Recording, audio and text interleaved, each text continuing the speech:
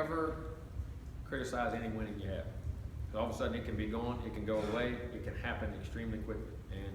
And you appreciate all of those, I always do. And I know you get frustrated, well, we didn't play as well, but the culture of learning how to win and expecting to win and pulling games out and doing that, I mean, as good as it's ever been done in college football. I mean, you just tied a record all the time. The consistency Coach Bowden had, the consistency we've been able to have. And, there were some streaks. I remember sitting there against Maryland in 09. We didn't think we were going to go. Greg Reed on a punt, they kicked it to 10, reaches out of bounds. Stands on the end line, reaches over, grabs it on the 10-yard line when you ain't supposed to catch it and runs it all the way back to the 50-yard line. And EJ leads us down on a 2-minute drive and we beat Maryland to get our bowl eligible win because we lost to Florida the next week. Who had, I think, won the national championship or had a great team. It might have been the national championship. I can't remember what all that was, but I mean, how close that was to coming away. And they sat there and say 35 years. I mean, no matter what, going to bowl games, winning football games, the tradition, the history, the culture. I mean, we're doing it as good as anybody in college football and in college football history with the consistency. And there's a legacy of what Coach Biden left and what he did there, and hopefully what we're continuing on and building on that legacy and try to take it on up. And it was before you were here. The NCAA technically doesn't count that 2006 Emerald Bowl. Have you been in discussions with anybody? I mean, I think it's something we need to go back and look at for wins because they're giving. I mean, all these academic things that are going on in all these other schools, they're getting wins and all that stuff back. Coach Bowden had nothing. There was one tutor on no one knew about, and that's kind of. I think it should be looked at. I really do, for his sake and the school's sake. When we look at Oregon and Michigan State, what's happened to their seasons, how hard is it to maintain? Oh, you have no idea. In recruiting, well, you don't want to go there. They got good players. You won't play for a while. You do this, you do that. And then even from within, you don't get complacent. But well, you expect to win. Or like I tell our kids, each year you come in and we expect to win here, but you got to go do it. Coaches, we got to do it every year. You can't take nothing for granted. I mean, all those things. I mean, and like this year, I mean, sitting in some of our losses or wins this year, you're sitting there with a blocked field goal. You're sitting there at a 54-yard field goal we lose on. You're sitting there in Clemson, we're driving to win, had one, went up in 3 minutes, come back, how close they all are. They're sitting there being 8-1 or being 4-4. I mean, man, it's hard. Winning is hard. There's so many good teams, so many good games. The NC State game. I mean, all these. I mean, you better appreciate it and how fine. Even when you're having great success, you have no idea how on edge we are and how close we really know as coaches, how close it is to be going the other way. Even these teams right now are sitting there 10-11-0 or 8-0, 9-0. How close some of them could be 6-2, 5-3. It's that way, and it's that way every year and will always be.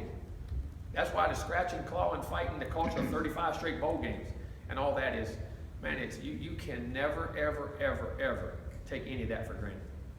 Do you think And I think we complain because think about all the great years, winning championships. Now Alabama's on a roll right now that's unprecedented, you know what I'm saying? But Coach Bowden coached and won as many games as anybody. He won 2 championships. Joe Paterno coached as many years as he won. All-time winnings, won 2 championships. Them guys won 3. There's not many. I mean, and people get it, it's championship or bust. It is. I mean, that's our goals. But daggone, just to win and have 10 wins, 11 wins, and that's what I hope doesn't go away with the play. And that's my one fear of the playoff system. That we're going to playoff or bust, and we don't appreciate winning bowl games. We don't appreciate beating your rivals. We don't appreciate winning 9, 10, 11 games in a year, having great success. That I think the culture of this game, and you're going to change it. That's what I said. We got to be careful. I've had this discussion with some national people that believe the same thing, and they see how this trend goes. And it's our society, and you got to be very careful of not appreciating just winning and consistency and doing those things for the kids' sake, for your sake, for everybody's sake. Or he makes it so miserable you don't even want to do it as a fan. Do you think what Nick has done in Alabama has skewed perception a little bit? It does. Right now it has. More than half a decade. Yeah, right now. And think about this. He was at Michigan State and LSU and didn't do it. I mean, he had to go to Pro Bowl and then came back and has gotten it done. What I'm saying is you learn and you get older. Think about this. Coach Bowden never won a national title until he was 63. He won them at 63 and 70. Paterno was very old.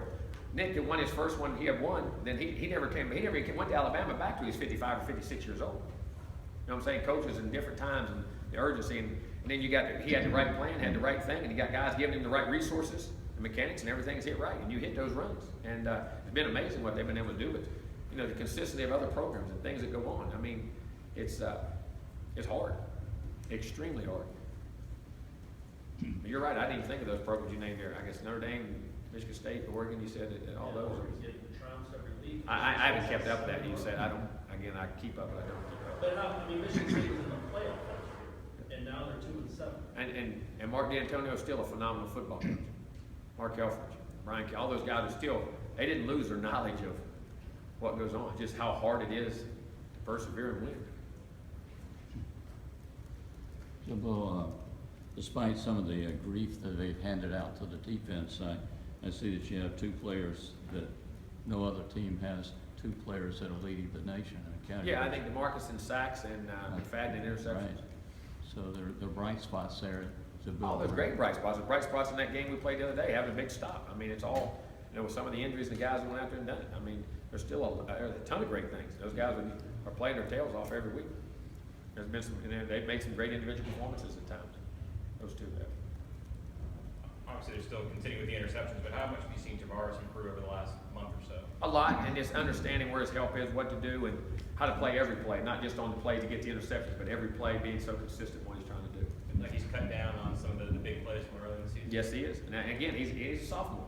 You know, he was a true sophomore a year ago, this year trying to learn it. And like I say, sometimes you got to go through those trials, Jimmy, especially at that position. And that's a position you got to have a short memory, because you're out there on an island now. There's not a lot of people out there with you.